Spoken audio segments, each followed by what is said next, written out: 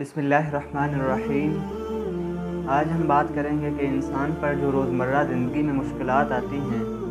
क्या इंसान इन मुश्किलात के होते हुए ज़िंदगी गुजार सकता है या इंसान को इन मुश्किलात से छुटकारा मिल सकता है। ये दोनों बातें जो हैं ये बहुत अहम हैं कि क्या इंसान की ज़िंदगी से मुश्किलात ख़त्म हो सकती हैं। इंसान कभी कभी अगर अकेले में बैठ के सोचे कि मेरी ज़िंदगी में मैंने बचपन से लेकर जो आज तक मुश्किलात बर्दाश्त की हैं, क्या इनका सद्देबाब हो सकता है। क्या ये मुमकिन था कि इन मुश्किलात के बगैर मैं आज जहाँ पहुँच जाता। क्या ये मुमकिन था कि आज जो अल्लाह ने मुझे स्टेज दिया है, जो मर्तबा दिया है, वो इन मुश्किलात के बगैर मुमकिन है। तो फिर इंसान अल्लाह का शुक्र अदा करता है कि जिसने इन मुश्किलात को इंसान की ज़िंदगी में अल्लाह लाया और इंसान को इस स्टेज पर पहुँचाया। तो इंसान की ज़िंदगी में मुश्किलात का आना जो है ये यकीनी है। ये हर इंसान की ज़िंदगी मुश्किलात से गुज़र कर ही आगे चल सकती है। और मुश्किलात का आना अगर हम देखते हैं कि अंबिया किराम की ज़िंदगियों में भी मुश्किलात ही हमें नज़र आती हैं कि उन पर कैसे कैसे मुश्किल लम्हे आए, कैसे कैसे मुश्किल वक्त में उन्होंने अपनी ज़िंदगी को गुजारा और अल्लाह पर तवक्कुल रख के गुजारा। दूसरी बात है कि क्या इंसान जो है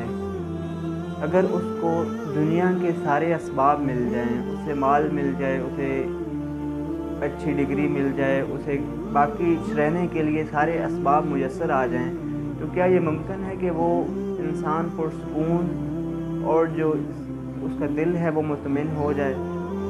तो ये दोनों इंसान के सामने सिचुएशन इंसान देखता है कि मैंने ज़िंदगी में कामयाब होना है,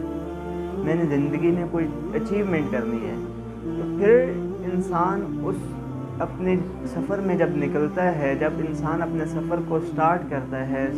उसमें आगे आगे चलने के जब अपने मंजिल की तरफ रवां दवां होता है, तो रास्ते में बहुत सी मुश्किलात आती हैं। मुश्किलात आज के दौर में अगर हम देखें तो सबसे बड़ी मुश्किल जो है वो इंसान को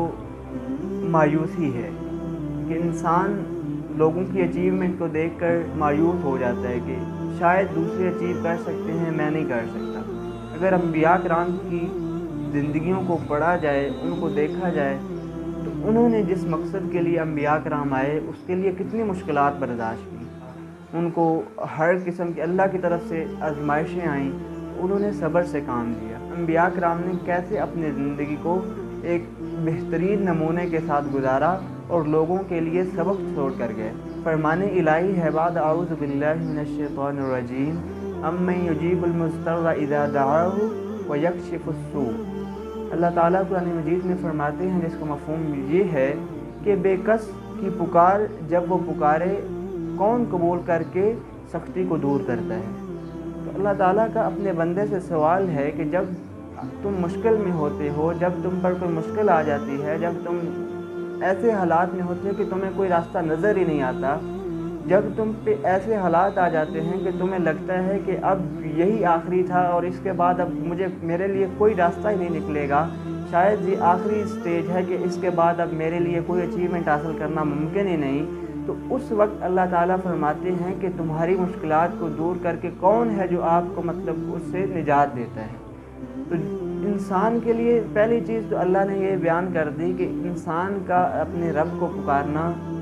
यकीनी है कि अगर वो अल्लाह को पुकारेगा तो अल्लाह ताला उसकी दुआ को, उसकी जो हाजत है उसको ज़रूर पूरा करेगा। और सबसे बड़ी जो है इंसान अपनी लाइफ में देखता है कि कभी कभी वो हमारी ज़िंदगी में हमें जो ज़रूरियात पेश आती हैं, कभी कभी वो घर मांगता है उसे नहीं मिलता, गाड़ी मांगता है नहीं मिलता। ये वो चीज़ें हैं जो अल्लाह ताला हकीम ज़ात है कि अल्लाह ताला की ज़ात जानती है कि इंसान को किस स्टेज पर किस चीज़ की ज़रूरत है। और अल्लाह की हिकमत का तकाज़ा है कि अल्लाह अपने बंदे के साथ बेहतरीन मामला करे कि बंदे के लिए जो बेहतर है अल्लाह ताला वो फरमाते हैं। लेकिन अगर इंसान अल्लाह से हदायत मांगता है, अल्लाह ताला से गाइडेंस मांगता है कि या अल्लाह मुझे वो रास्ता दिखा दे जो अंबिया किराम का रास्ता था, जो सिद्दीकीन का रास्ता था, जो शुहदा का रास्ता था, जब इंसान ये मांगता है तो अल्लाह उसकी दुआ कभी रद्द नहीं करता और अल्लाह ताला उसकी दुआ को कबूल फरमाते हैं और उसके लिए बंदोबस्त फरमाते हैं कि उसकी हदायत के बंदोबस्त फरमाते हैं اس کو ایسی مجلسیں مہیا کرتے ہیں کہ وہ انہیں بیٹھ کے اللہ کے قریب ہو جاتا ہے اور وہ راستہ عطا کرتے ہیں جس پر وہ کامیابی حاصل کر سکتا ہے۔ اسی طرح ہمارے سامنے حضرت ایوب علیہ السلام کی مثال ہے کہ جب حضرت ایوب علیہ السلام کو بیماری لاحق تھی، وہ بہت زیادہ بیمار رہے، بہت عرصہ بیمار رہے، تو جب انہوں نے اللہ تعالیٰ کو پکارا، اللہ تعالیٰ نے اس کو قرآن مجید میں بیان فرمایا ہے۔ اللہ تعالیٰ فرماتے ہیں وَأَيُّوبَ إِذْ نَادَى رَبَّهُ أَنِّي مَسَّنِيَ الضُّرُّ وَأَنْتَ أَرْحَمُ الرَّاحِمِينَ، تو انہوں نے جب اپنی حاجت کو رکھا اللہ کے سامنے اور اپنی جو عاجزی ہے، اپنی عجز و انکساری ہے، اس کو اللہ کے سامنے رکھا، یا اللہ یہ تو تیرے پاس اختیار ہے۔ تو جب اللہ کے سامنے اپنی التجا کو رکھا، اپنی حاجت کو رکھا، تو اللہ نے سنا اور اللہ نے حضرت ایوب علیہ السلام کو نہ صرف صحت دی بلکہ مال و دولت کی عظیم نعمت سے نوازا۔ تو یہ اللہ تعالیٰ کے سامنے انسان کو مانگنا آتا ہو، اور مانگنے کے لیے کیا ہے کہ کوئی ضروری نہیں ہے کہ آپ کو عربی آتی ہو، کوئی ضروری نہیں ہے کہ آپ کو دعائیں یاد ہوں۔ آپ اللہ کے سامنے جب بھی ہاتھ اٹھائیں، جب انسان اپنے دل سے کوئی دعا کرتا ہے، جب انسان کے دل سے کوئی دعا نکلتی ہے، اپنی زبان میں ہی کرتا ہے، تو اللہ تعالیٰ سننے والے ہیں، اللہ تعالیٰ جاننے والے ہیں، اللہ تعالیٰ دیکھ رہے ہیں، اور اللہ تعالیٰ جو ہے انسان کی شاہ رگ سے بھی قریب ہے۔ تو اصل چیز جو ہے وہ انسان کے دل سے نکلنی چاہیے کہ انسان جو بھی کام کرے اس کے دل اس پہ مطمئن ہو، اور اسی طرح جب اللہ سے مانگے تو ایسے مانگے جیسے مانگنے کا حق ہے۔ اور اسی طرح اللہ تعالیٰ نے قرآن مجید میں جب حضرت ایوب علیہ السلام نے یہ دعا فرمائی تو اللہ تعالیٰ نے اس کے جواب میں فرمایا فَاسْتَجَبْنَا لَهُ فَكَشَفْنَا مَا بِهِ مِن ضُرٍّ وَآتَيْنَاهُ أَهْلَهُ وَمِثْلَهُمْ مَعَهُمْ، یعنی اللہ تعالیٰ نے جو آپ نے دعا فرمائی اس کو قبول فرمایا اور اس کے ساتھ حضرت ایوب علیہ السلام کو بہت سی اور نعمتوں سے بھی نوازا۔ تو یہ ہے اللہ تعالیٰ کی ذات جو انسان کی جب بھی اس پہ مشکل آ جاتی ہے، انسان مایوس ہو جاتا ہے، تو اس کی مشکل کو دور فرماتے ہیں، اس کی مایوسی کو دور فرما دیتے ہیں۔ اسی طرح حضرت زکریا علیہ السلام کا واقعہ ہے۔ زکریا علیہ السلام کے پاس اولاد نہیں تھی، تو حضرت زکریا علیہ السلام نے جب اللہ کے سامنے اپنی التجا رکھی تو اللہ تعالیٰ نے اسے بھی قرآن میں بیان کیا ہے۔ جب اللہ کے سامنے انہوں نے اپنی التجا رکھی تو اللہ تعالیٰ نے ان کے جواب میں فرمایا یا زکریا انا نبشرک بغلام اسمہ یحییٰ لم نجعل لہ من قبل سمیہ۔ تو اللہ تعالیٰ نے حضرت زکریا علیہ السلام کی دعا کو قبول فرمایا اور ان کو فرمایا کہ آپ کو ہم اولاد دیں گے، اور نام بھی بتا دیا اور فرمایا کہ یہ نام آج تک کسی نے سنا بھی نہیں ہے، یعنی کسی آدمی کا نام یہ نہیں ہے۔ تو حضرت یحییٰ علیہ السلام کی خوشخبری دی گئی حضرت زکریا علیہ السلام کو۔ تو اس طرح اللہ تعالیٰ کے انبیاء پر جو اللہ تعالیٰ کے قریبی بندے ہوتے ہیں، جو اللہ تعالیٰ کے سب سے برگزیدہ لوگ ہیں، ان پر جتنی مشکلات آئیں انسان اگر اندازہ لگائے تو انسان کی زندگی میں اتنی مشکلات نہیں آتی۔ اور انبیاء کرام سے اللہ تعالیٰ کا مطلوب بھی یہی تھا کہ لوگوں کو ایسا نمونہ، ایسی زندگی دکھا کے جائیں کہ لوگ اس پر ایمان لے آئیں اور اس کو اپنے لیے رول ماڈل کے طور پر قبول کریں اور لوگ ان کے مطابق جو ہے اس کے مطابق زندگی گزاریں۔ تو جب انبیاء کرام جو اللہ کے برگزیدہ لوگ ہیں ان پر اتنی مشکلات آئیں، تو ایک عام مسلمان پر اگر مشکلات آتی ہیں تو اسے ان مشکلات کو برداشت کرنا چاہیے۔ اگر وہ صبر کرتا ہے تو اللہ تعالیٰ کے پاس بہترین اجر ہے اس کے لیے۔ اسی طرح ہمارے سامنے حضرت ابراہیم علیہ السلام کی مثال ہے کہ حضرت ابراہیم علیہ السلام کے پاس پہلے تو اولاد ہی نہیں تھی۔ اگر انسان اندازہ لگائے، انسان کی عمر اگر 60-70 برس ہو جائے اور اس کے پاس اولاد نہ ہو تو وہ بڑا بے چینی کا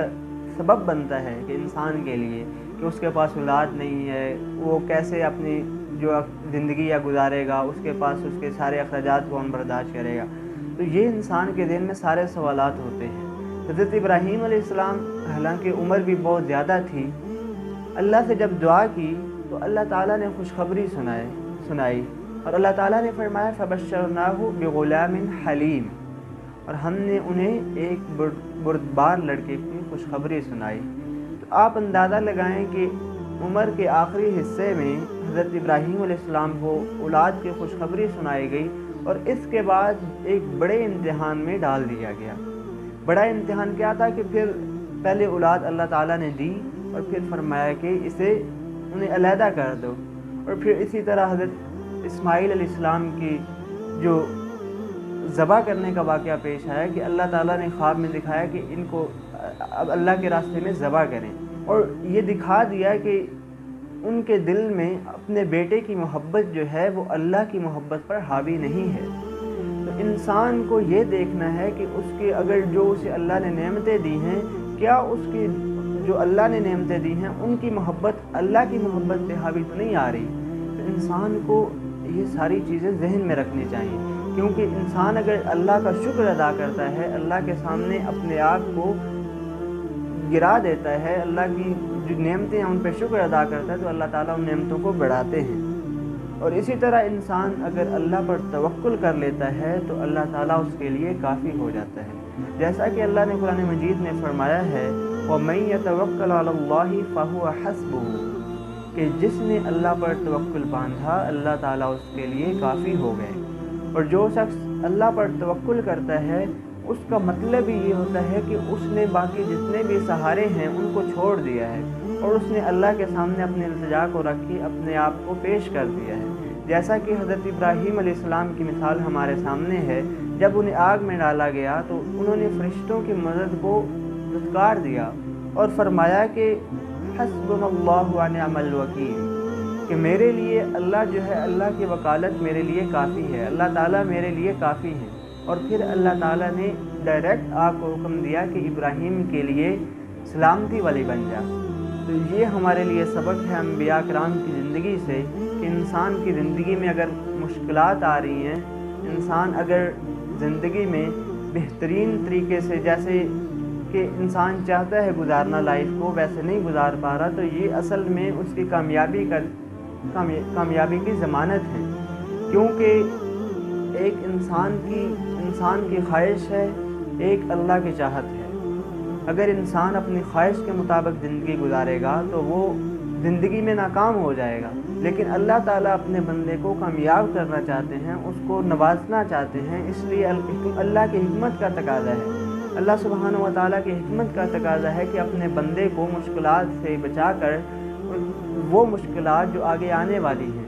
ان چھوٹی مشکلات میں اس کو ڈال دینا ہے۔ تو اسی طرح انسان کو اللہ تعالیٰ بڑے خسارے سے